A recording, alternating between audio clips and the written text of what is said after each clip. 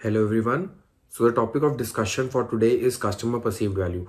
Now, why this topic is so important is because companies might look at their product in a different way, but it is important how a customer perceives the product or the service offered by the companies, and what is the value of that product or service in customers' mind. Because at the end of the day, what customer perceives or thinks about the product is what is at the end of the day gonna lead to sales for the company, right?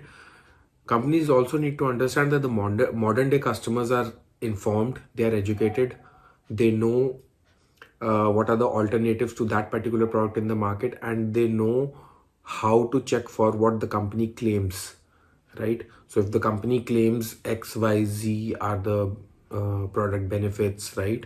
So customer have the ways and means to check for that, right? So for example, there are hundreds of channels on YouTube reviewing those products, so people already know the claims versus the reality of a product even before making the buying decision. So today's customer is well informed. Because of this, companies can't take customers very lightly, right? They cannot take them for granted. A very good example of this is a very big company like Dell. So Dell initially succeeded with the strategy of offering budget friendly computers to the customers, uh, vis-a-vis the competitors, and obviously at the same time very good build quality, great after sales service, and all those factors, right? So those factors really helped Dell to build up their customer base, and people were really happy with that product. Even today Dell holds that credibility of offering good products, good computer peripherals in the market, right? But what went wrong with Dell during this initial strategy? While the initial growth of the company was good, they realized that the company has actually started uh, valuating the money more rather than the service factor of it. Okay, now when did this happen? This mostly happened when the company started shifting their call centers to Philippines and India, and they were understaffed, right? Understaffing led to a lot of wait time, even leading to more than 30 minutes of wait time on call for the customers, to the point that at one time Dell even removed their toll-free customer care number from their website just to avoid the calls.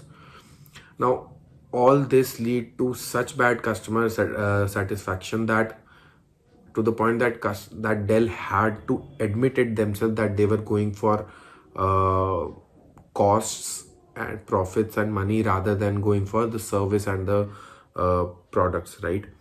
So this is how a very good company can even do blunders. Obviously, they corrected their course, right? By hiring more people in America and those regions which cater to that particular segment of customers, right? So obviously they found their track. But it is important to see how you perceive your customers and your product versus how customers perceive your product and what do they expect in return, right? Now, what are the factors that affect the choice of a customer, or basically help in building the perceived value of the product or service? There are four major factors. First being the search cost, second being the knowledge, third being the mobility, and fourth being the income factor. Now, these four will be checked by the customer, and then the customer will see what is the maximum output, maximum advantage, or the maximum perceived value of the product which he thinks is good for him, in terms of all these factors associated with it, right? Now, a product or service leading to achieve customer satisfaction will further lead to uh, repurchase, right? Now, if the perceived value of the product is good, the customer will buy that product, and if that product actually lives up to the expectations of the perceived value, then it will lead to customer satisfaction, which will eventually lead to the customer coming back for more from that company, whatever the company offers. It can be the same product or different product, but they have created that brand value, right? Now let's go into the proper definition of it. Now the customer perceived value is basically the difference between the prospective customer's evaluation of all the benefits and costs associated with the product and the service, and the alternatives, what are they offering. So let's understand this again. So a customer, prospective customer, right, he hasn't been converted yet. So a prospective customer evaluates the benefits versus the cost of the product he's thinking to purchase versus what the competitor is offering, and finally makes the decision whether I want to go for brand A or brand B, product A or product B. If the perceived value of, or the, let's not say value, if the perceived benefit of the product will be more than the cost of acquisition of that product for the customer, then there is high probability that the customer will purchase that product. Now talking about what comes under benefit. Now benefits can be many. It's monetary, economical, right? What are the functional benefits of the product versus the competitor? Psychological benefits, right? How easy was it for the customer to get that product versus other product? And customer service, again an important factor. So this comes under the benefit. Now talking about the cost. Now the cost that customer perceives while building the perceived value is not just monetary, it's more psychological. It's how easy it is for or difficult it is gonna be for him to obtain that product. That is also time is another factor that they say include. What is the psychological cost, right? So you have psychological benefit, you have psychological cost, you have monetary benefit, you have monetary cost, right? You have functional benefit, and then you have ease of disposing once the product has been used, or ease of obtaining, evaluation cost, right? So all these are benefits versus cost analysis that the customer does psychologically. You can also take a very good example of this is when a customer wants to buy a car, right? So let's take Maruti, Suzuki in India versus Mahindra, right? So if you want to buy let's say a very recently launched car, Maruti Suzuki Grand Vitara, versus you want to buy an XUV 700. Now what are the benefits, right? So when you go into benefits, let's say customer will see the overall brand value.